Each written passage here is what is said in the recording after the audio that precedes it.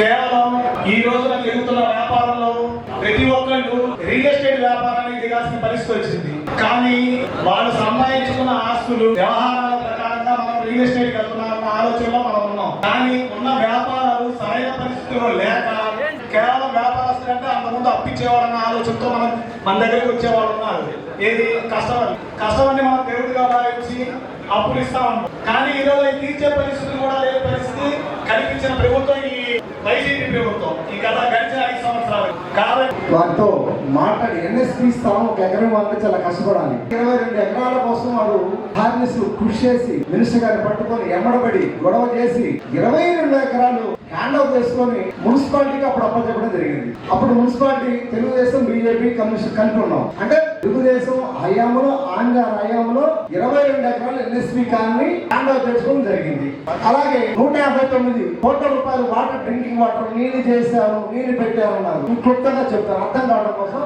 నేను మున్సిపాలిటీలో ఉన్నాను కాబట్టి 159 ఎకరాలు రోజున నష్టపేట వెంకయ్యనాయుడు గారు హాస్పిటల్ ఓపెనింగ్ వచ్చిన రోజున ఆ రోజు ఆంజనేయుని ఎవరైనా వినుకొండ వాటర్ సమస్య ఈ రకం ఉందని చెప్తే అప్పుడు అమ్మమ్మటి హరిబాబు బీజేపీ రాష్ట్ర అధ్యక్షుడు ఎంపీగా ఉంటే వారితో మాట్లాడి వెంకయ్యనాయుడు గారు మాట్లాడిస్తే వినుకొండ గురించి నాకు తెలుసు, గతంలో ఇస్తే చేసుకోలేపారు, తప్పనిసరిగా ఇస్తారని 159 కోట్లు జీవి ఆంజనేయ శాసనసభ్యుడిగా ఉన్నప్పుడు వెంకయ్యనాయుడు గారు కేంద్ర పట్టణాభివృద్ధి శాఖ మంత్రిగా ఉన్నప్పుడు ఇవ్వడం జరిగింది. ఒకసారి ఆలోచించండి, ఏం చేశాను ఏం చేసాము.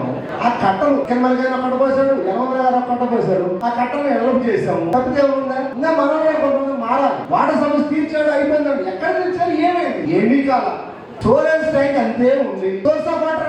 ఆంధ్ర గారు ఆ రోజున పైపులు 9 అడుగుల దూరం పైపులు పెట్టి మేము 190 ప్లాన్ చేసాం. దుర్గోత్సవ లీగల్ కోడ్ వచ్చి అధికారం పోయింది, వాళ్ళు వచ్చారు. ఇంతవరకు ఒక పని జరిగిందా? వాటర్ చేశారు, ఏం చేశారు అర్థం కావట్లా. జనాలు కూడా చేశారు అయిపోయింది అంటారు. ఈ రోజున ఒక రోజు డైలీ వాటర్ ఇచ్చడం జరిగిందా? గతంలో మేము ఉన్నప్పుడు మున్సిపాలిటీ చేయడం జరిగింది. ఈ రోజు 2 రోజులకు ఒకసారి వస్తుంది. చేసింది ఏముంది? మన కూడా వాటర్ వాసన వస్తుంది. ఇదంతా అభూత కల్పన. గతంలో జీవి ఆంజనేయ గారు ఎమ్మెల్యేగా శాసనసభ్యుడిగా ఉన్నప్పుడు మేము పరిపాలన మున్సిపాలిటీ ఉన్నప్పుడు ఆ తెచ్చింది 159 కోట్లు మాత్రమే. ఇది 100% కరెక్ట్. ఎక్కడికైనా డిబేట్ పెట్టినా రావడానికి మేము సిద్ధంగా ఉన్నాము. వాళ్ళు వైఎస్ఆర్ పార్టీ పచ్చి అబద్ధాలు ఒకటి గుర్తుంచుకోండి. అలాగే మిత్రులు షాపింగ్ కాంప్లెక్స్ గారు 14 లక్షల రూపాయలు పెట్టారు. అందరికి ఎమ్మెల్యే గారు అధికారులు పెట్టి 14 లక్షల రూపాయలు అనగానే పారిపోయారు.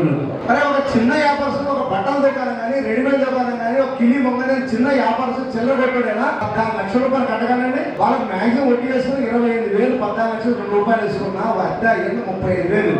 ఆ 30,000 అంటే కెపాసిటీ ఉంటుందా? ఆలోచించొద్దా? గతంలో మన అడిగి అసలు 3 లక్షలు పెట్టండి 4 పెట్టండి చేస్తారు. 14 లక్షలు పోయింది. ఏ వ్యాపారస్తులు వ్యాపారం చేయగలరా? మనకు శాస్త్రజ్ఞుడిగా ఉన్నారు. ఏ రోజున వ్యాపారస్తుల యొక్క దాడి జరగడం కానీ టీడీపీలో వచ్చే గత 30 ఏళ్ళ నుంచి భారతీయ జనతా పార్టీ చేస్తున్నాం కదా, నేను స్టేషన్ చేస్తున్నాం కదా.